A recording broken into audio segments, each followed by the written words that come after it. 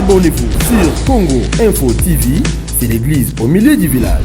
J'ai compris que c'est la chanson la plus soutenue depuis l'histoire de la musique congolaise. Et pourquoi?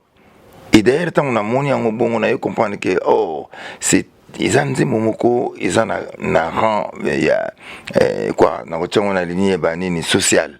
Contribution est là.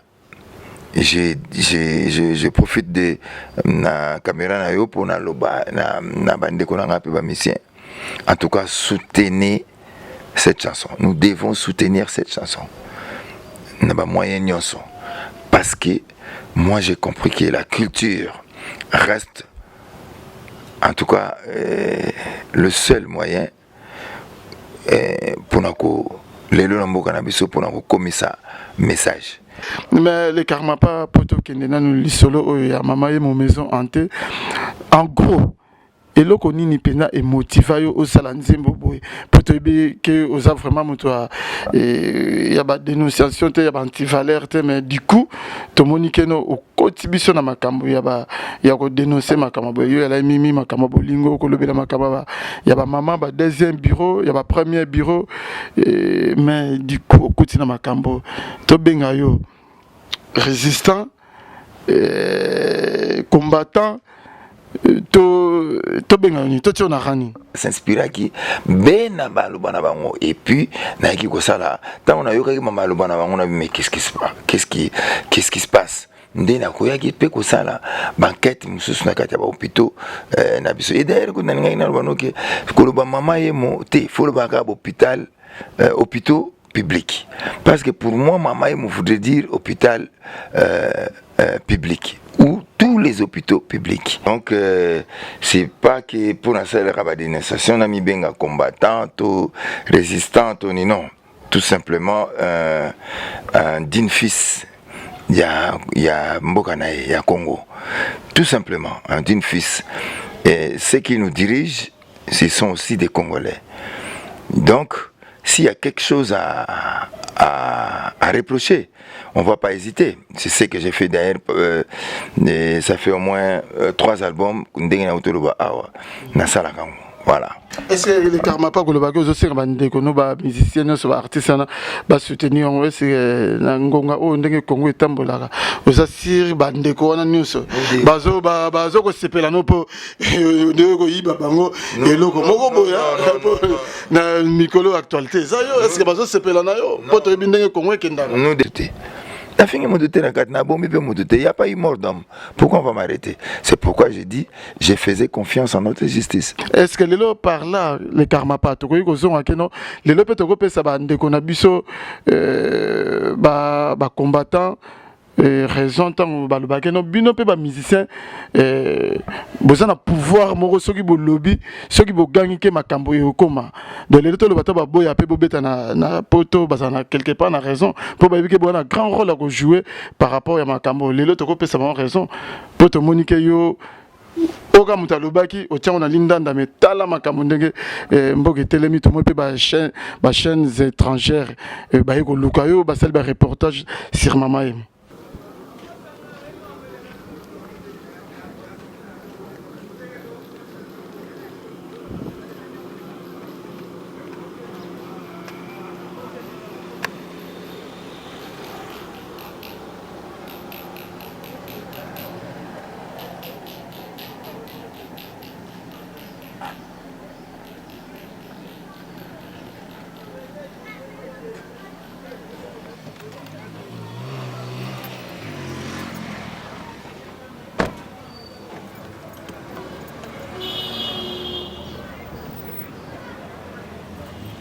C'est que vous avez belé la histoire avec Didier Nzita, very strong, humble serviteur. Nous avons une émission au YouTube.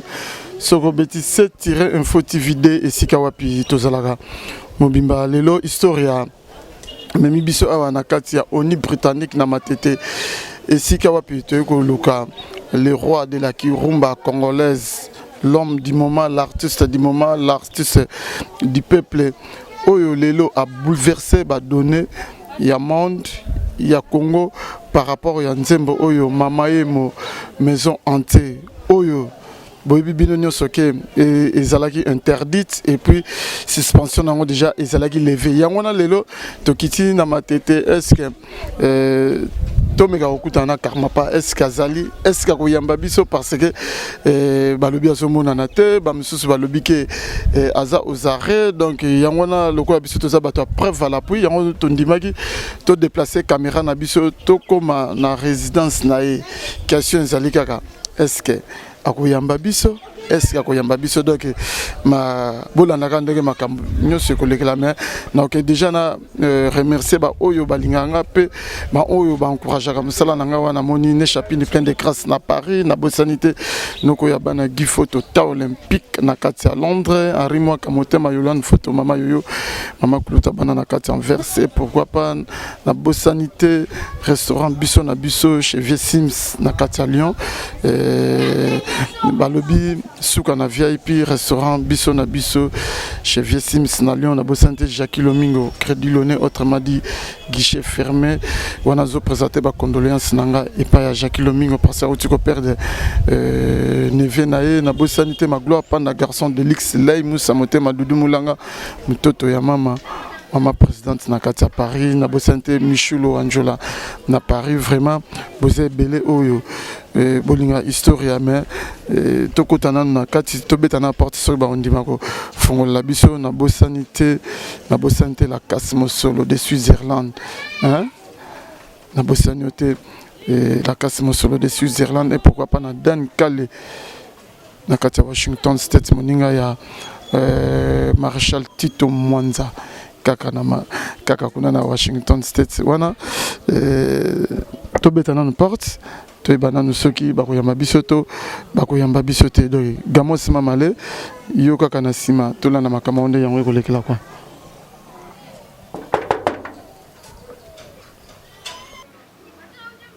bonjour papa boni bien Yona Didier Nzita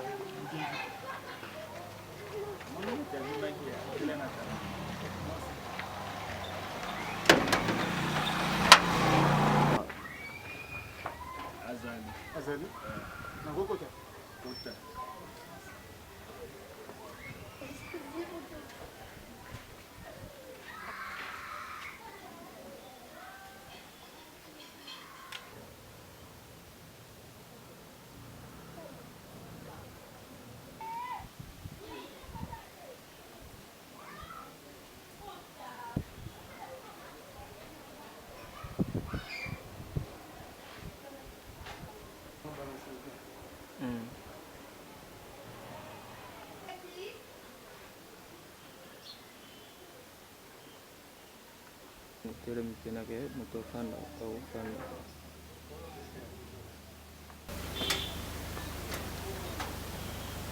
oh, Chris.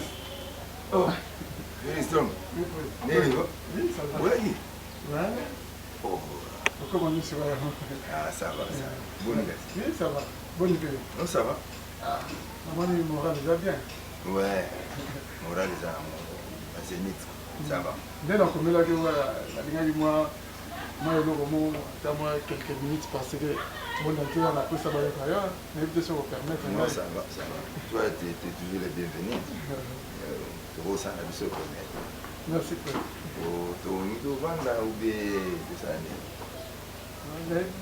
Tout ça,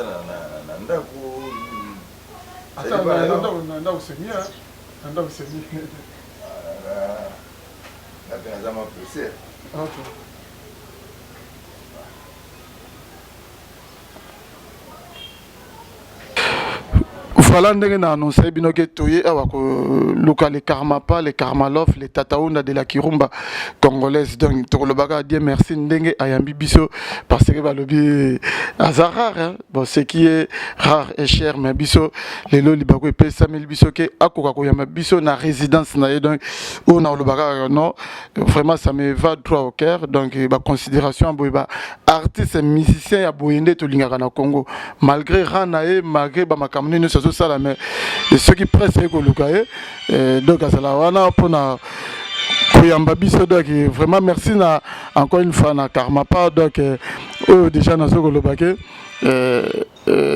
le karma pas merci déjà Nandenge oyambi biso et kondima koyamba biso mais le monde entier ce côté là yo ba fan na yo ba tebele ba ebike baso ndimaka ateke karma pas à libanda baso kasake non peut-être aux arrêts okoyebisa bango nini non yo mo moninga awa na eza fiction te nazalanga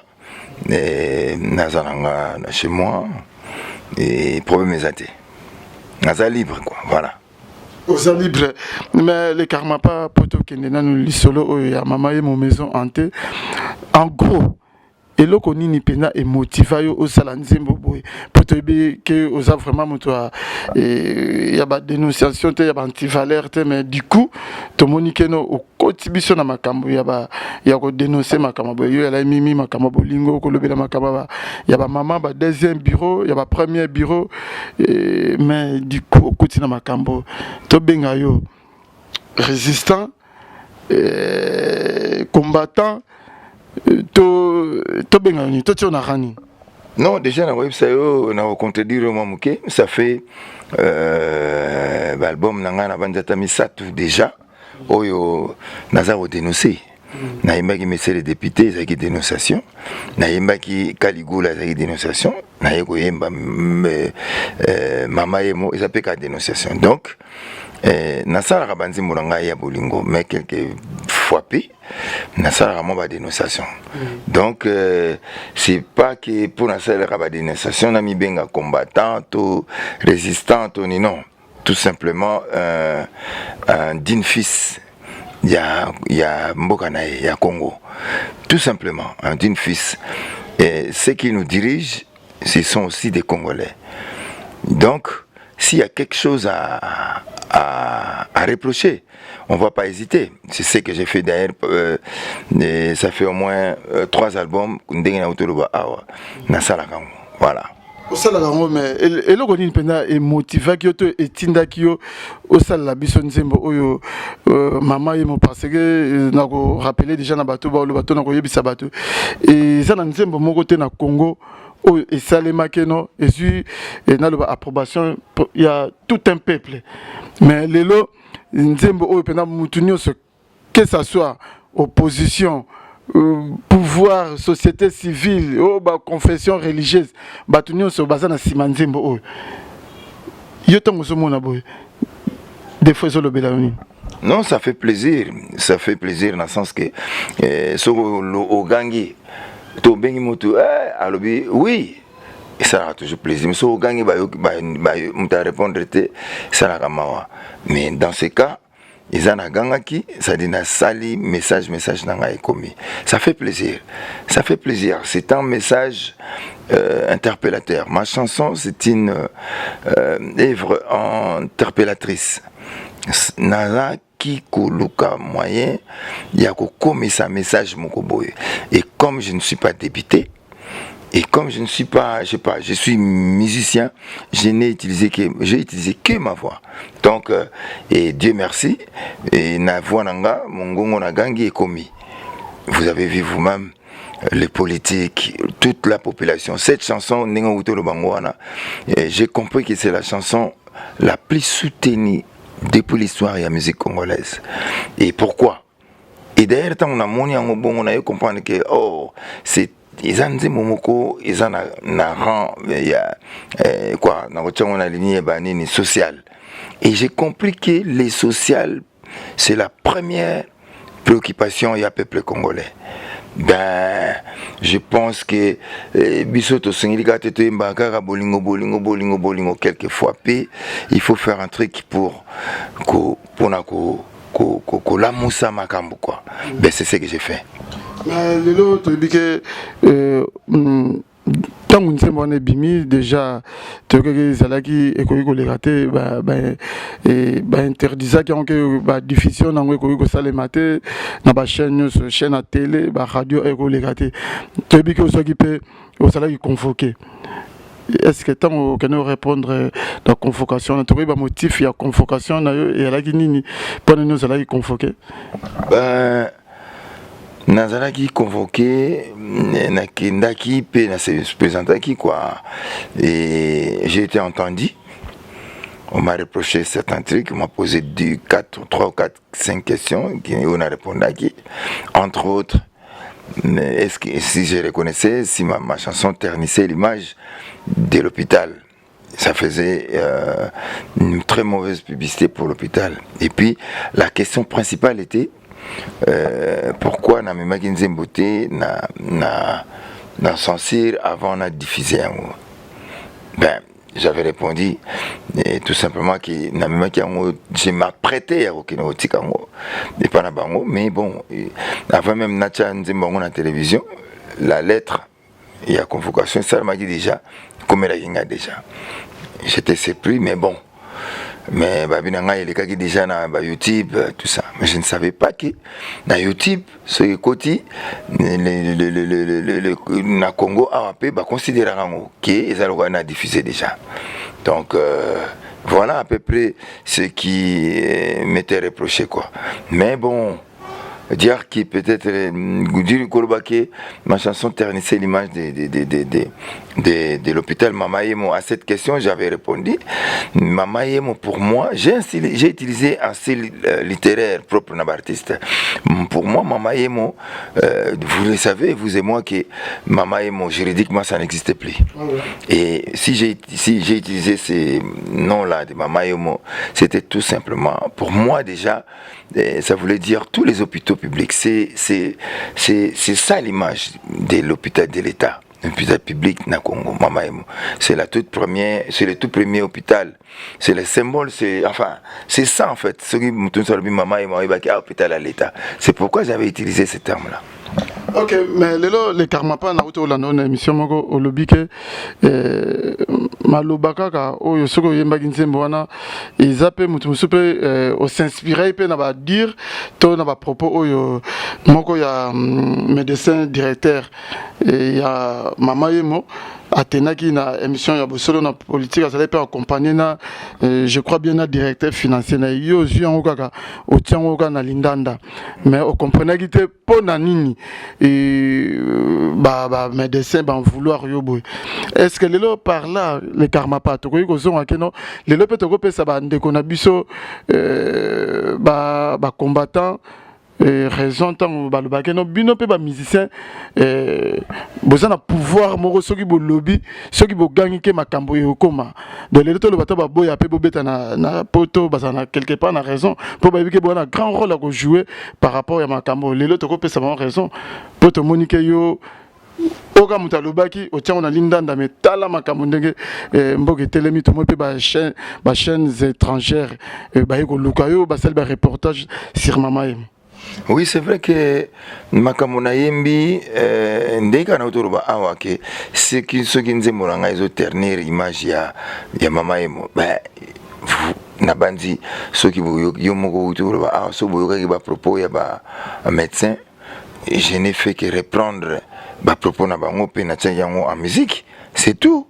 Nga na lobaki yango mpe déjà na makambo ebele na yembi na kati na s'inspiraki be na baloba na bango et puis nayaki kosala ntango nayokaki maloba na bango na mais qu'est-ce qui se passe nde nakoyaki mpe kosala bankete mosusu na kati ya bahôpitaux na biso et d'ailleurs kuna ningaki naloba noke koloba Mama Yemo te folobaka hôpitaux public. Parce que pour moi, Mama Yemo voudrait dire hôpital public ou tous les hôpitaux publics. Donc, nazwa ki kaka maloba ya ba médecin nde na tchaki na loyembo na tina lindanda ndenge yo mokolobi et puis que son Nathalie va sous questionner musizaki que olobi bino ba artiste en général boza pe na force mo que oui, c'est vrai que la musique a une certaine force. Moi pouvoir mon robot moké ce qui te lobby est comme parce que maintenant ça y est la musique. Donc j'ai utilisé que mon art pour véhiculer message nangai na bandi bino so bomoni ndenge et comme j'ai vu c'est vrai j'ai vu beaucoup de chaînes tant locales que étrangères et y a qui pour na kolanda parce que c'était un sujet très très important. j'avais traité un sujet très très important. Et pour Nambo Cannabis, parce que le système de santé à Mbo Cannabis, rien ne va. Rien ne va. Et là, dans ma chanson, je suis en train d'interpeller les autorités pour qu'ils puissent prendre des décisions. C'est eux qui décident. On ne peut pas continuer comme ça. La population a faim de soins adéquats. Des soins de qualité, quoi. Mais là, la population n'a pas accès à des soins de qualité. Biso Mogotoza, biso élite, ceux qui sont belli, pourquoi ces soins à awate? Faut bimali banda. Pourquoi cette question-là? Il faut tout connaître ça. Faut tout ça, humain en tout cas, parce que si nous sommes là, c'est pour que Mboka Oyo et Bonga. Nous ne sommes pas là pour vendre, non, nous sommes là pour Mboka Oyo et Bonga. Alors, ceux qui Mboka Oyo, biso batoza wana tozo bongisa tetinate. Yo ningoza na kamera na yo, oza na Mboka wana, oza wana po Mboka Oyo e Bonga. Ngane nazana micro na nga nazana awa po Mboka Oyo e Bonga. Bango pe bat bazaya ko diriger biso ba tout chaka bango na poka ba bongisa. Donc, il faut tout bon samboka. Moi, je trouve honteux sur la Bélina, Kemba, mon France. Sur la qui n'a tali pénanagat nangamogo, d'un mot fondé au rappel moissonnier. Ah ouais, est-ce que va médecin basaté? Il y a des médecins. Et bien, qu'est-ce qui manque? Ben, nous devons alors travailler pour Tocha Oyo et Zozang. Voilà. C'est un peu ça le but de cette chanson. Mais le karma pas. Tozelela yo kaka to memi biso na monde mususu ya banzembo kaka ya boye même album eko yaka to kutaka banzemba otiki na yo rumba ou bien obana kosangisaka. Non, ngana za musicien kaka na yimba kaka makambo kaka boye libela non. Je suis un artiste qui inspiration so ya bolingo. Na kosala na nganzima bolingo.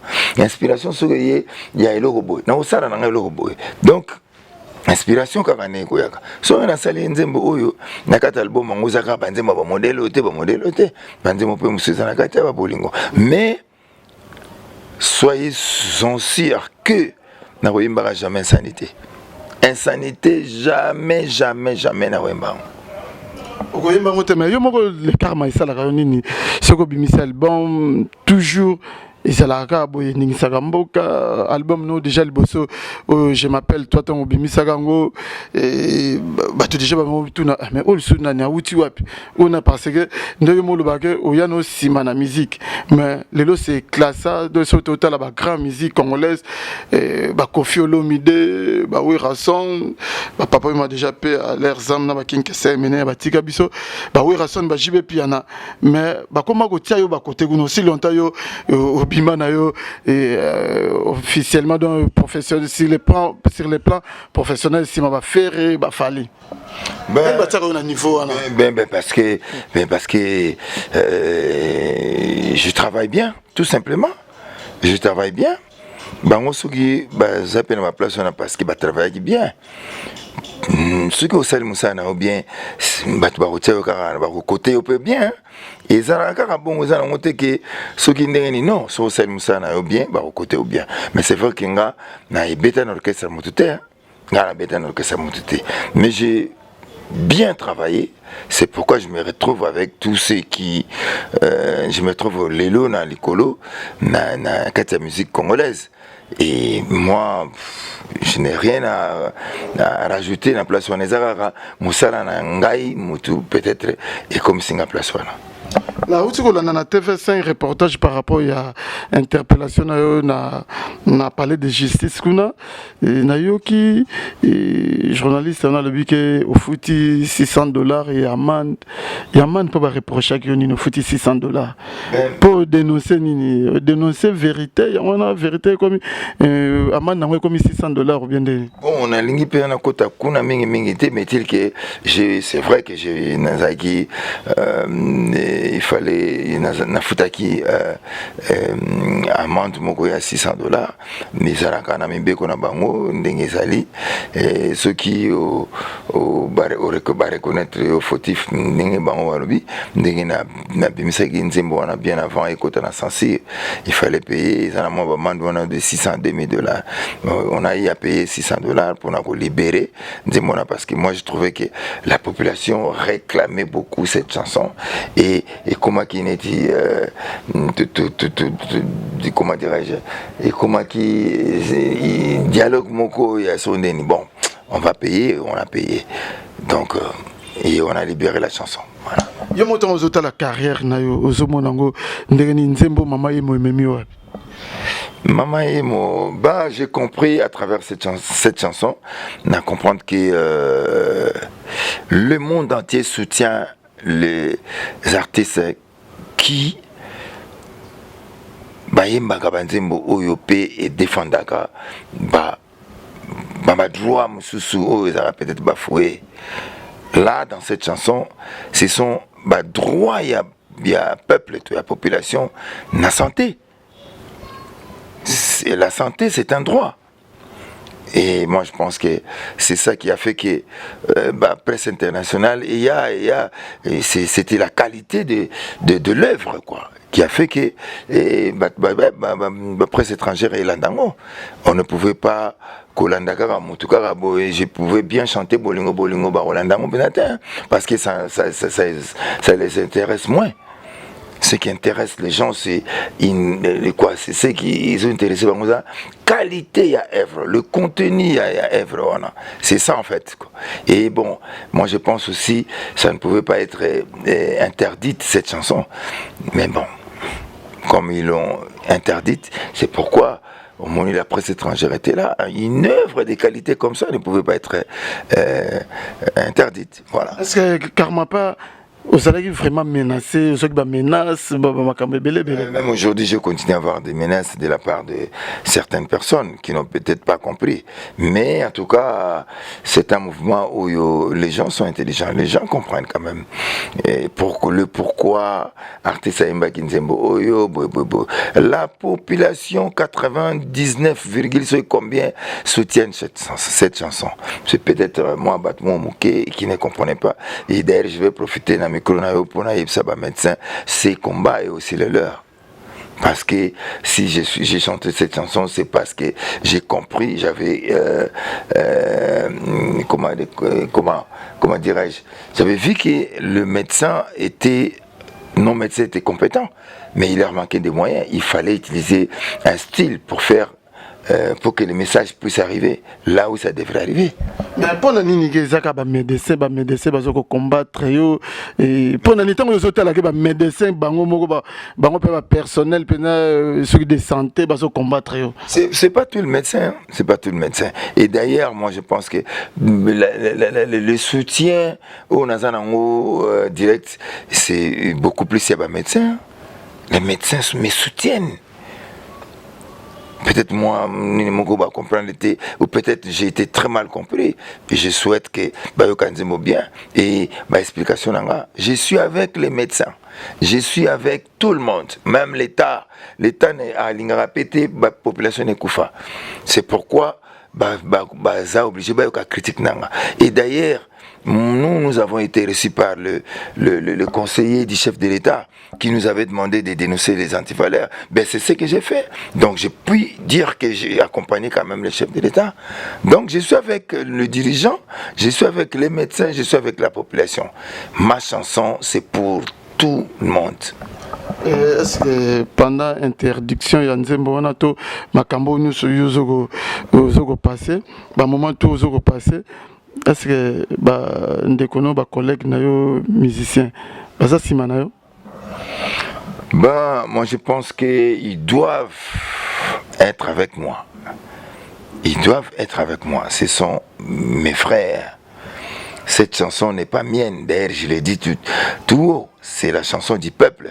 La chanson, cette chanson a été écrite par le peuple et pour le peuple. Mes collègues musiciens, mes frères musiciens sont aussi font partie de, du peuple. Est-ce que vous avez un encouragement, un message? J'ai vu Jean Goubal intervenir, j'ai vu Ferré, j'ai vu Héritier, j'ai vu Alèche, j'ai vu Marshall Dixon, Archange. Je crois que d'autres aussi l'ont fait, que moi j'ai pas vu. C'est pour te dire que j'étais pas seul dans ce combat-là. J'ai quand même eu le soutien de mes amis. Mais ceux qui ne l'ont pas fait, peut-être Babou Sanakito, peut-être Banini, mais moi je leur demande de le faire parce que les abissoniens sont.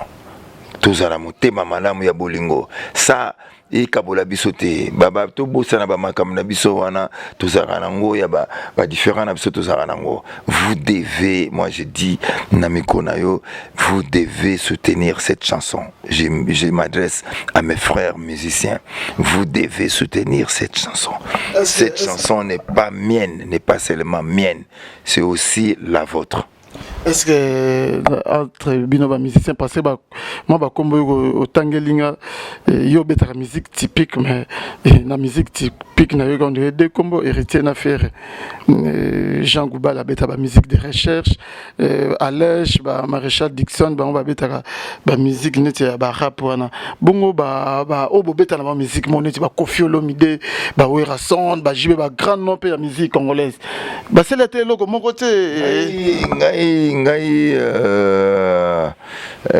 Didier Nzita very strong na l'écoute natanga ba kombote parce que na yebité ceux qui peut ba ba komaki peut-être pas là où ils sont peut-être pas ça ils soutient.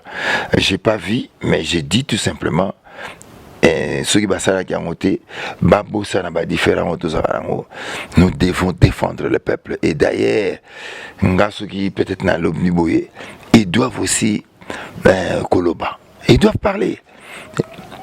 Ils doivent parler, ce serait notre contribution pour nous.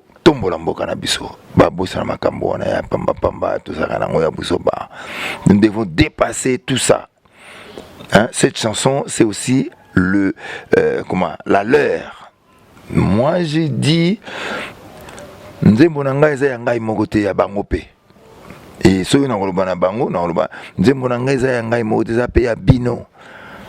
Tout le monde là-bas mais tout mon maman occasion moko bien teke beaucoup tanana bango pe bo solo la bo sala pe ba démarche musuna ndenge mususu parce que ko zala rate ko bimisinze mo boneti banze mo boy et ko zala yote mais mutu musu pa bimisinze mo boy ba ko interpeller le susu boko kutana te bino ba Koffi bana ba waze quoi tout ça na organisation na biso tout ça rappelle on est ba musiciens là moi je na toujours conseiller ngo mais que les devant, je sais pas.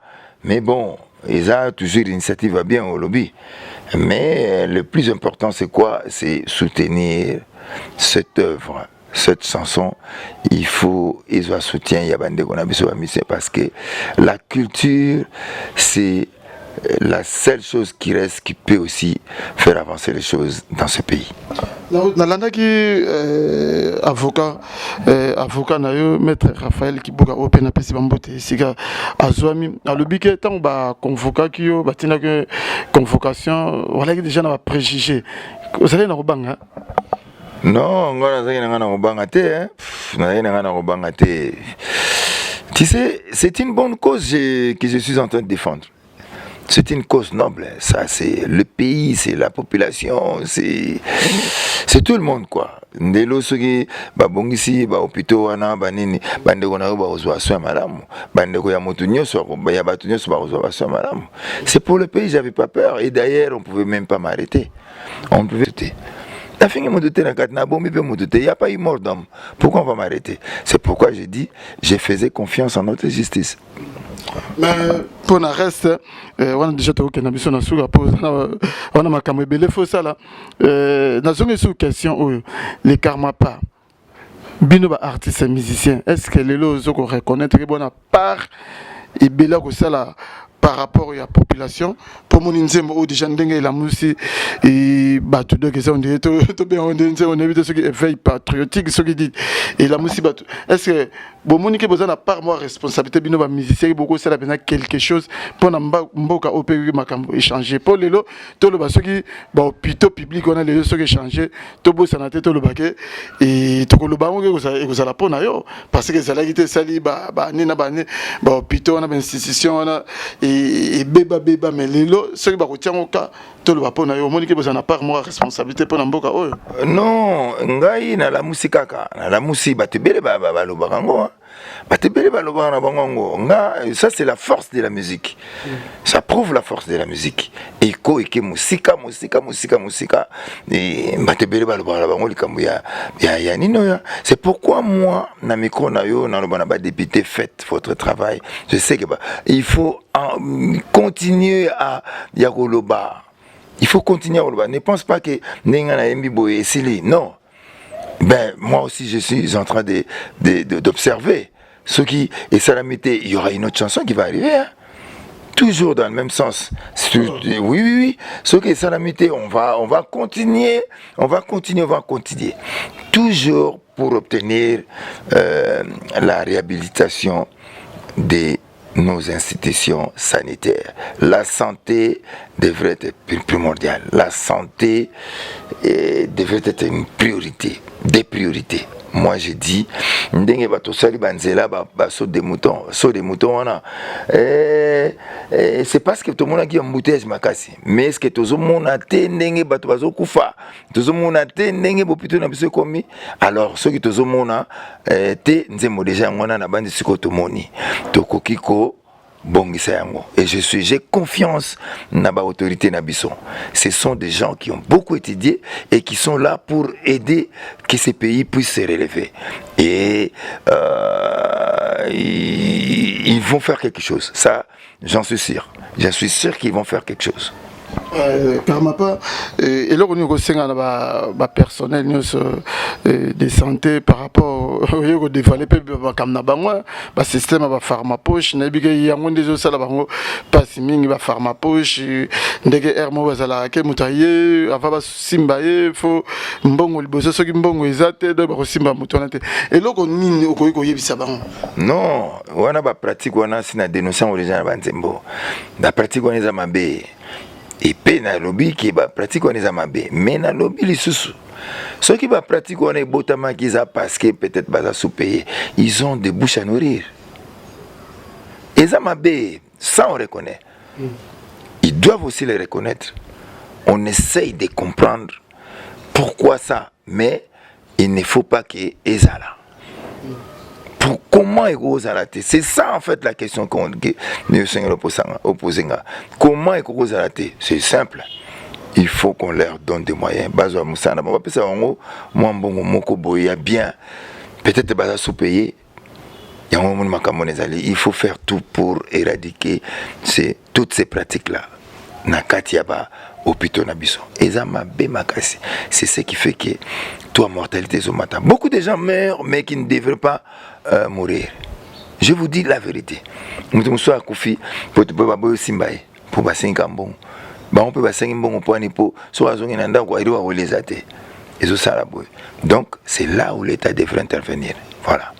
C'est bien car ma part comme une mission Suka pour na double single oyo AVC na mama yebo menamoni AVC on dirait mama yebo na AVC ko ya après ou bien non le double single et bimi mama yebo na AVC c'est tout simplement mama yebo prend le dessus c'est mais il y a une très belle chanson à côté mama yebo AVC une très belle à côté une chanson à côté toko ça la peut pour mon amour mais il faut reconnaître quand même que mama yebo c'est social.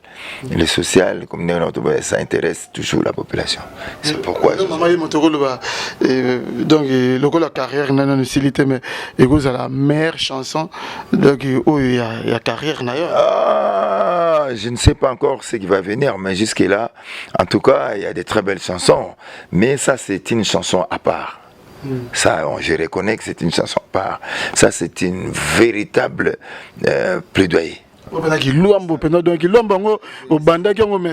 C'est une véritable, qu'est-ce que je voulais dire, c'est un chef-d'œuvre dans le sens que c'est la première chanson, c'est la chanson la plus soutenue à République démocratique, la première chanson depuis l'histoire de la musique congolaise à avoir l'approbation de tout un peuple.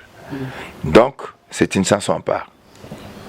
On a besoin de continuer qui l'homme banda qui on met awa pena de na maman mo pena qui l'homme côté makasi. Non, qui l'homme tout simplement qui un style propre pour la dénonciation. Quand il s'agit de dénoncer, le style l'homme est vraiment meilleur. Merci les Karmapa, bateau nous se batalio ba retenir et puis mon ba dédicace yebi et ça la radio. Que nous devons tous contribuer pour aider notre pays à aller de l'avant. Moi j'ai déjà mis ma chanson, c'est à vous de la consommer parce qu'en la consommant on va pouvoir aider d'autres parce que kosomba nzembo oyo toloba ki bénéfice et kokende na moi moke ko pesa pe na ba hôpitaux ne lokola o bazangi ba biloko bele na sengi na bino boko na pirate te bo somba penza et puis ba pirate na sengi na bino cette chanson là to bunda makasi po nabino nabiso toteka ngo na ndenga bien poto kwa ko aider pe bat mususu ko pirate yango te na robina bande konyoso ma contribution est là. Je profite de la caméra na yo pour na loba na bande konanga pe ba mission. En tout cas, soutenez cette chanson. Nous devons soutenir cette chanson. Na ba moyen nyonso. Parce que moi j'ai compris que la culture reste en tout cas le seul moyen pour nous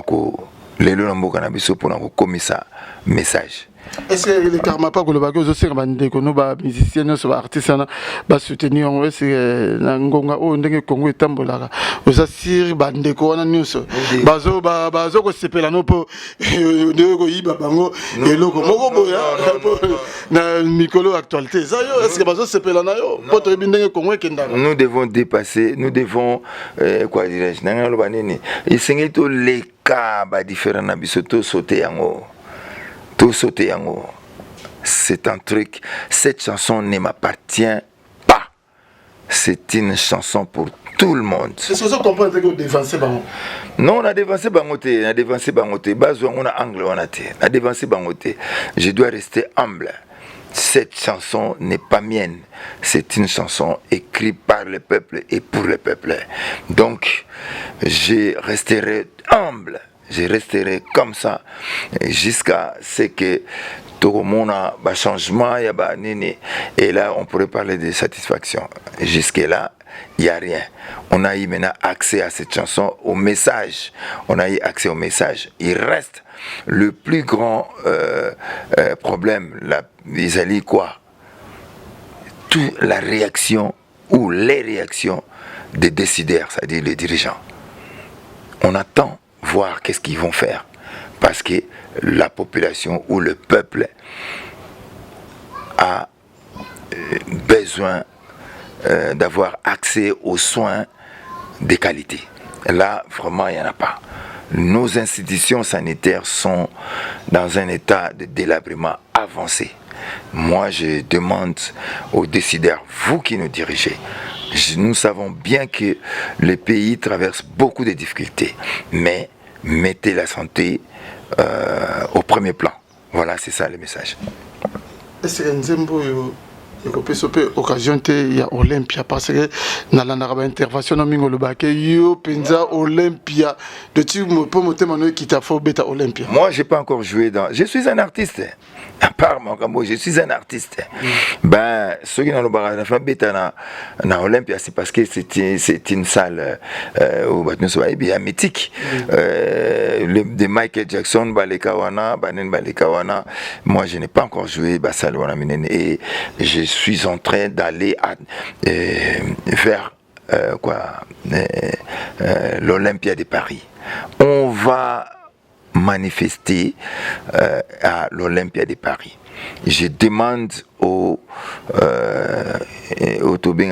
résistants, combattants qui interdisent à la culture ou aux musiciens congolais de se produire à l'étranger.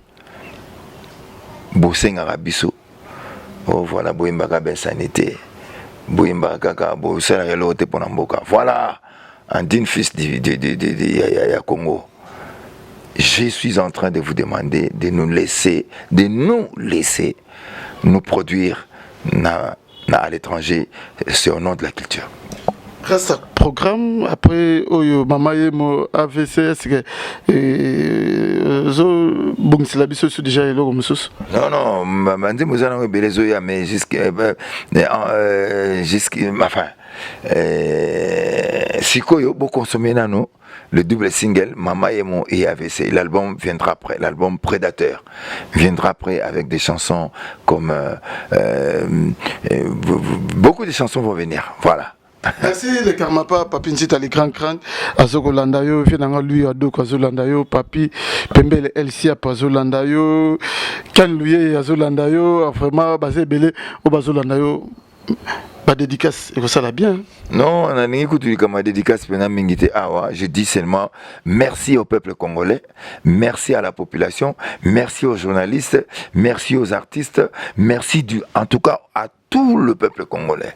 Et je dis même merci aussi même à la presse étrangère qui a relayé message Oyo. Et voilà, merci à tout le monde. Alors, merci madame votre épouse, parce que derrière un grand homme, il y a toujours une grande dame. Parce que elle m'a soutenu, c'est un truc qu'elle fait tout le temps. Donc, j'ai profité un peu merci, mais sache qu'elle me soutient toujours. Hein. Ok.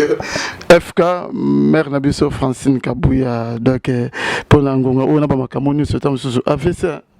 Non, société. Merci le président Karmapa, le Karmalov, le roi de la Kirumba congolaise par rapport à Tanayo. Donc, appel en question, on appelle ça Bambote, Paya Jérôme Nyanga Wanzola, Yanasi Tabunakati, États-Unis, la Casmosolo, de Suisse-Irlande, la Bossanité. Papinzita, les grands frères propres vie à Tigapeti, n'a été quelles que soient les intempéries. Nabo Sainte, na Dubaï, oncle Pascal Tsukula, Nabo Sanyote, oncle Mando, Patrick Mabika, Vienanga, Djenga, Joseph Sevolo Nakatsa Dubaï, et pourquoi pas na José Baïla, JB Service Nakatsa Paris, Diamata en Autriche. Zéphirel Yanjana Chine, Nechapine plein de grâce na Paris, Nabosani Binote, Papi Sapo, chef de ville na Paris, donc Nabosanité, Leïmous, Samote Madoudou Moulanga, Moutoto ya maman présidente na Paris, donc Boli Wembi, mon ami personnel na Katia Djobour, Nabosaniote, tonton Zita na Cape Town, petit frère propre, donc Chaki Lomingo Crédit Lyonnais na Katia Lyon, donc ceux qui bossent là qui na émission Oyo Bolobi, merci. Na Gamos Mamale na si ma caméra na montage na mon bongo Nathan Luko qui autrement dit bébé Bouchu, donc Tokutan bongo pour une prochaine émission, merci, ciao.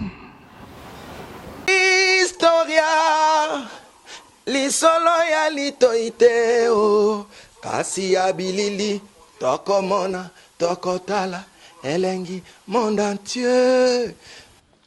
Bon, nainanga na tembete. Tosala wenge na tembete.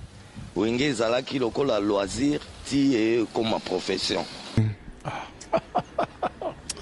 En tout cas, la camouara donc makambo tolobela to lemba musique congolaise ezaki na ghetto, c'est comme communautaire.